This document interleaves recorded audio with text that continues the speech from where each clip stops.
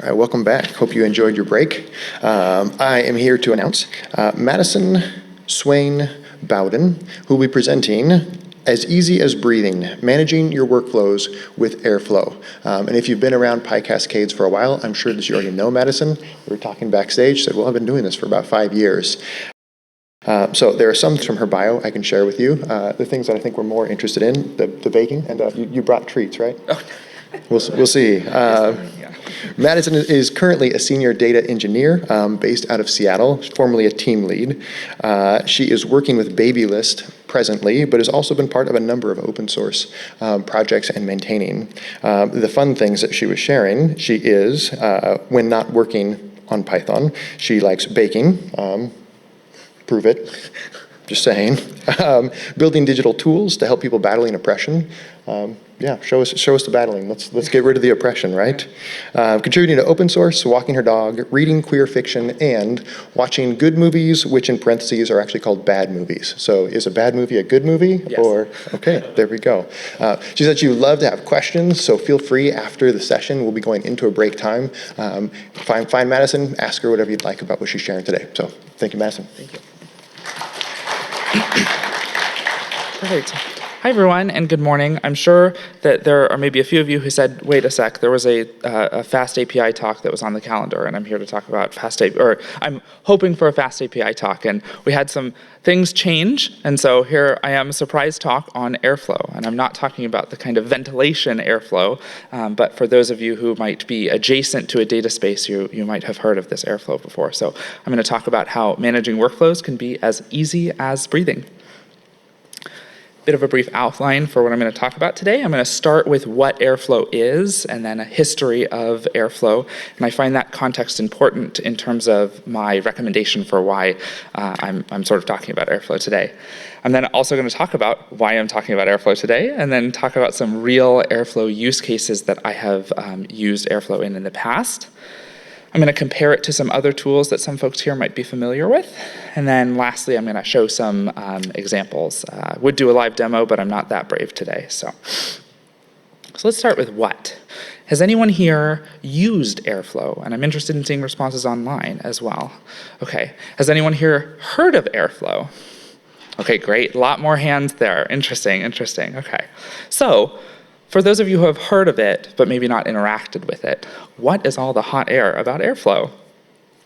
Airflow is an open source workflow management platform. That sounds kind of buzzwordy, and I promise I'm going to demystify what that means. The way that I think about it is kind of as a cron on steroids. And so with cron, you have a schedule that you can run things on, and Airflow is that with a lot more stuff built into it. The workflows are defined as directed acyclic graphs, which is a very mathy term for just saying this thing happens after this thing, but it can't happen before this thing. And lastly, and this feels very relevant for this particular conference, everything is in Python. So not only are the tasks themselves capable of being written in Python, but the actual definition for the workflow is also in Python. And that gives you a lot of power when defining things like dynamic workflows or even just dynamically generating certain kinds of workflows. Bit of the history of Airflow. Airflow was started at Airbnb in 2014 to help manage their machine learning pipelines. So they had a lot of pipelines with lots of steps, and those things had to wait on certain data to be available, that sort of thing. And so they started building out this platform for being able to, platform for being able to run those machine learning workflows.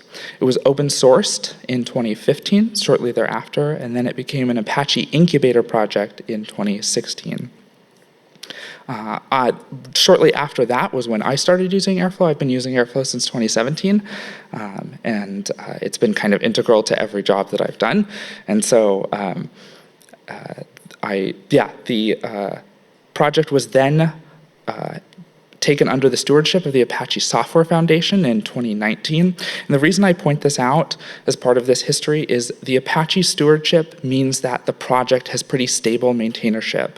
For those of you who were at Adam's talk yesterday on quantifying Nebraska, in open source we kind of have this, we can have this problem of like something relying on one particular person.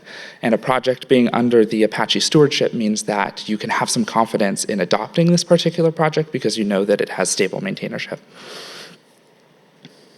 Okay, why am I giving a talk on Airflow? Which is always a great question to ask when you're several minutes into that talk. I consider Airflow a really worthwhile investment in getting to know. Like I said, it's applicable across a variety of circumstances. Many of those I will show examples of later in this talk. It gives you, for those of you who are in data-related roles, it really gives you a set of superpowers to help augment those roles. For things like, I don't know, scheduled workflows, alerting. I'll talk about all this in a little bit. It also serves as I'm an open source person. I eat, sleep, and breathe open source. And so for me, this has been a great open source contribution entry point, both in the sense that the Airflow project works really hard to make the onboarding experience easy and the contributing experience for new contributors to the project very easy.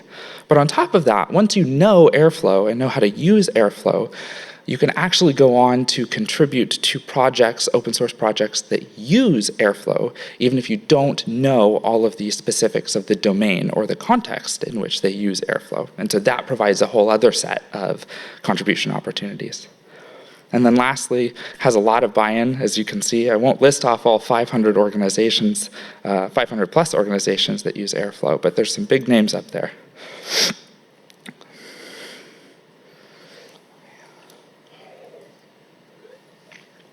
So in the Python ethos, we have this mindset of batteries included, and that doesn't stop with Apache Airflow as well. There's a lot that's into it, and so I'm just going to talk through some of these points. Comes out of the box with a web UI, which is fantastic. I mean, I'm sure a lot of us like CLI tools. I happen to be a UI girly. I can't do anything in Git without a UI. And so having a web UI for managing my workflows has been an excellent help. It also comes with things like automatic retries. So you can say, this task is maybe a little bit flaky. It interacts with an API that sometimes is just unavailable. And so setting retries on a task is as easy as adding a keyword argument to say, try this at least 3 times. And then you don't have to think about it again. Gives you flow control. So these are tools for things like, I want A to happen before B, but then tasks C and D can happen at the same time after B. I want task E to run only when task C has failed, or I don't really care if any of these upstream tasks failed, I still want this one to run after everything has been completed. Airflow provides some really easy mechanisms, some very robust mechanisms actually for passing data between tasks. So when you're defining a workflow in Airflow, a lot of it can just be in pure Python, and what that data handling can look like is returning data, returning some value from a function, and then having that be the input to another function. And Airflow handles the serialization and handing off of those values between tasks for you entirely. You can also do things like rate limiting. So say you have a dozen tasks that are being spawned all at once, but they're really heavy on the database, and you only want at least 3, or you only want at most 3 to run at a certain time. Again, that's just a keyword argument that you can specify on a task to say, Airflow only run 3 of these at once, and it will handle all the rest of it for you. You can do things like task queues, right? Machine learning and AI is really big right now, and I'm sure that some of you all are training models on GPUs, but perhaps a lot of your other tasks don't necessarily involve GPUs, and so Airflow will let you define different task queues that say, send this task off to run on the GPU cluster that we have, but then all of our normal default tasks can run on our standard cluster that's just CPU-based.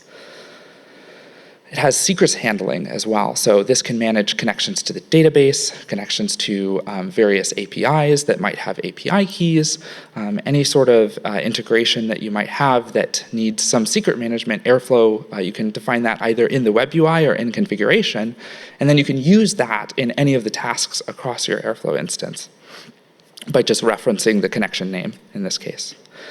lets you do runtime configuration changes, right? So sometimes with workflows, you might have to, I don't know, change something slowly over time, and each change requires a commit or like a push to main or something. But with Airflow, you can say, this is mostly going to be, some particular value, but I'm going to set this up so that I can go into the web UI, for instance, and change that, not have to change any code, and the next run will pick up that new value that you've supplied. It also has, I've mentioned this before, it has dozens of integrations, things like all sorts of connections to databases, connections to like EKS or running Kubernetes pods somewhere, webhooks, web UI stuff, web API stuff rather, lots of community-built connections and integrations. And then because of that Python piece, it lets you do dynamic workflow generation, right? So say you have a workflow I have 3 files. I have a bucket that's going to have some files in it, and I want this task to run on each file that's generated, but I don't know necessarily how many files are going to be present each time I run this. But also, I don't need to run this processing serially. Each file can be processed independently. Airflow will let you very easily handle that by writing one task and then saying, do this task on anything that's available or any amount of things that come through. This is sort of a newer feature of Airflow, the data-aware scheduling. So in that example case, rather than saying, that example case that I just mentioned, rather than saying, oh, I'm going to run a DAG every hour and hope that there's files there, you can say to Airflow, watch this bucket for files, and Airflow will take care of queuing that DAG when files arrive. So you don't have to keep checking all the time. Airflow will do that for you, and then it will kick off the DAG once those files arrive. And then lastly, for those of us who sort of have stakeholders and whatnot that need certain things, you can integrate SLA monitoring for the tasks. So an alert is fired or some action is taken if an SLA, a service level agreement, is missed. So let's dive into some use cases, or how I learned to stop worrying and love the DAG. I'm going to start with my first role at the Allen Institute for Cell Science. So at the Allen Institute, we would take these 3-dimensional microscope images of cells on the left and perform some processing on them that would then generate the 3D models that we see on the right that you can then explore. And this processing initially was quite a complicated set of steps. I'm not going to go through all of them, but the idea being some scientist generates a CSV or updates a CSV and then goes and acquires images on the microscope and then puts those images on the network somewhere and then tells some other machine learning scientist, hey, these files are already here, go ahead and go process them. And then that person would go and process thousands of files, and that would generate thousands more files, and then they would email another person and say, these files are available in this place. And you can see that this has a lot of touch points for failure. Some of these CSVs became monstrous. There's a 5 gigabyte CSV that we had at one point. There's a lot of opportunities for conflicting metadata. Finding things is really hard. And then changes had to be propagated across a whole set of different physical files. And so when we integrated Airflow here, what we actually set up was a tool for generating those CSVs initially. Scientists would then go and acquire the images on the microscope and then upload them to a service that we had. And that service would fire off for each image the workflow that was associated with the kind of processing that we wanted to do on that image. And rather than having, all of those images be batched all at one time and be waiting at each step for all of the images to be ready, each image could be processed on its own. And then as soon as that image finished, it could be ready for the scientists to view in our system. The things this gave us, we had like a high-performance compute cluster that we had some of these jobs running on, and Airflow was able to manage those pieces really easily with the task queues that I mentioned earlier. And there was an easy web UI for tracking the and reprocessing failures of images. After that, I used Airflow at Ookla, and I'm going to talk a little bit about the use case that we had there. I actually gave a talk about the specific use case at Airflow Summit in 2021. But as a broad overview, we used Airflow there as a data replication tool. So we had a production write-heavy database and then an analytics read-heavy database. And we had a bunch of pipelines, about 200 pipelines that were copying data from the write-heavy database to the read-heavy database at certain intervals. And we had kind of different types. There were some tables that we wanted to copy where they were small enough we would just copy wholesale. And then there were others that we only wanted to copy the newest records. And then there were yet others still that we wanted to refresh the entire table over time. And before we had Airflow here, we were using a service called AWS Glue. And we had to define all 200 of those pipelines on their own.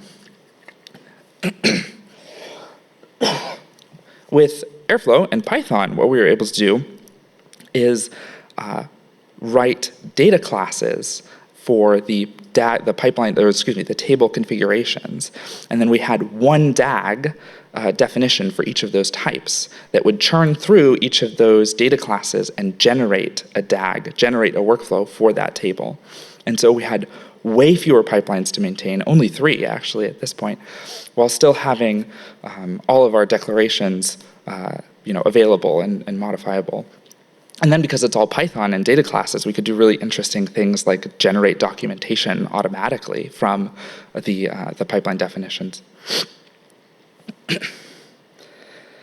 Some other use cases that we had at Ookla, we would use Airflow to generate reports and build PDFs or CSVs that would then be sent out to stakeholders. We would do some data consistency checks, like is the data that we were expecting to be in this particular table what we'd hoped. And then also do data packaging for consumers. And I mentioned stuff like this just so that you can see kind of the where Airflow can be applied, the pervasiveness of the use cases that you can use it in. Next case I'm going to talk about is Openverse. So Openverse was the last open source project that I was sponsored to work on. And just as a brief overview, Openverse is a search engine for openly licensed media. You can think of it like Google Images with attribution. And part of what we did with Openverse was we aggregated Creative Commons licensed media from across the web and allowed you to search all of that.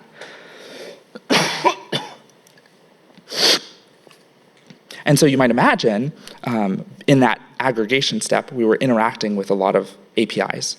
And those APIs would be the sources of some of our data, and they might run on different intervals, or they might have different levels of robustness that were required. And with Airflow, we were able to have just one process, one DAG that was able to generate all of the workflows for each of these different APIs. Some other uses that we had at Airflow, we would use Airflow for data cleaning, just to clean up after certain data operations. We also used Airflow for infrastructure maintenance and things like health checks. We had health checks on other systems too, like AWS, but this provided another layer of just, is everything running as we're expecting it? Things like infrastructure maintenance too. We had team automations. So this was an open source team that was working on this, and so we had built some pull request review reminders. And Airflow had a DAG that would run every day to check our open pull requests and see if there were any that needed review. And then lastly, we'd use it for stuff like experimentation, right?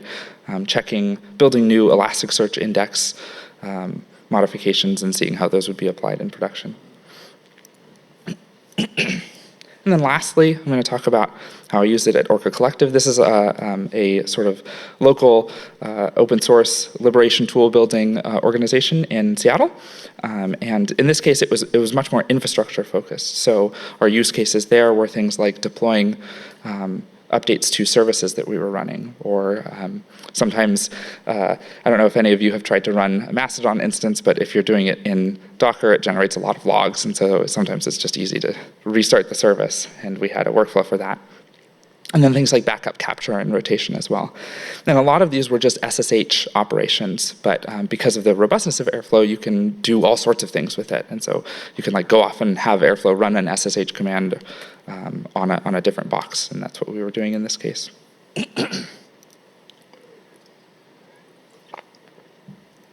So I've used Airflow for 8 years now, And a certain person named Maslow probably said something along the lines of, if the only tool you have is Airflow, it's tempting to treat everything as if it were a multi-step, optionally scheduled workflow. And I say this only as a lot of use cases come up for me in my life, and I think, man, I bet Airflow could do that. So I want to compare Airflow to a couple of other tools that folks might be familiar with. And I just have this diagram. I don't know, many of you have probably used some build tools or some pipeline tools like Jenkins or GitHub Actions. Something that's maybe a little bit more comparable in the data space is Luigi. But compared to all of those, in my mind, Airflow sort of comes out ahead for them. So part of the reason for that is Airflow lets you do workflow authoring in Python. And only Luigi in this list is the other one that lets you do that. You can do dynamic workflow generation in Airflow, and that's not possible in any of the other systems. Airflow lets you do local testing, so you can spin the Airflow stack up locally on your machine and run the DAGs locally on your machine before deploying. With GitHub Actions, I love GitHub Actions, but it's so hard to run certain actions locally. It's very hard to test. Airflow also has high availability. And so you can set the cluster up to have more than one scheduler. So in case a scheduler goes down, you're not going to miss any jobs. There are other schedulers that are running to help pick up jobs. And then lastly, you have multiple scheduling options with Airflow. And I have Airflow and Sparkles here because of that data-aware scheduling that I talked about before. I mean, the number of cases where I have had in the past of like, Airflow is running every 5 minutes, every hour, checking something, and most of those runs are just not doing anything. Now Airflow has the capability to just say, again, wait for this thing to be ready, then go ahead and run this. So I like pretty pictures. I'm going to show you some pretty pictures of what Airflow looks like in the UI, at least. So this is an example DAG list of all of the workflows that you have available. You can see there's like switches on each workflow, so you can enable or disable certain workflows. You can see very quickly how the most recent run of a workflow and how many times the workflow has succeeded or failed, and then also like what the schedule interval for that workflow is. Here's an example workflow too. You can see that the first green task was one that succeeded, and then the second task after that was one that failed. There's a task in pink that skipped, and then there's another task that is next to the pink one that is red, which means that it ran anyway, even though the upstream task had failed, but then it too also failed. But Airflow gives you this very easy way of seeing visually, what the workflow looked like, how everything was processed. Here's a much more complicated DAG. You can see there's a lot of steps involved, and you can have a lot of complexity with regards to dependencies and whatnot. And then all of this can potentially become even more interestingly complex by having those dynamic tasks that I talked about before, where one task might actually be a dozen tasks that are all running in parallel. And then again, Airflow comes with so much out of the box. This is a cluster overview page that they have that will let you see how many tasks are running at a certain time and what the health of the cluster is. So with all that, I would encourage you to try it out yourself. The documentation for Airflow is exceptional, and I can say that because I've contributed to it. And there's a number of different installation methods that you can use, things like Docker or even just pip installing it on your local machine. There's also, depending on your cloud provider, there are many managed options for Airflow. So you can have a managed option for actually running Airflow, and then you're just interacting with the service and don't have to manage it. These are things like Astronomer, managed workflows for Apache Airflow in AWS, and then I think it's Google Cloud Compose for Google Cloud. And then lastly, I just have linked here a Docker Compose template, and so you can go to the documentation right now, download this template, and then spin up the entire stack yourself. I hope that this talk has convinced you to reconsider how much air is flowing in your life, and if you have any questions, please feel free to find me and ask me about them. Thank you so much.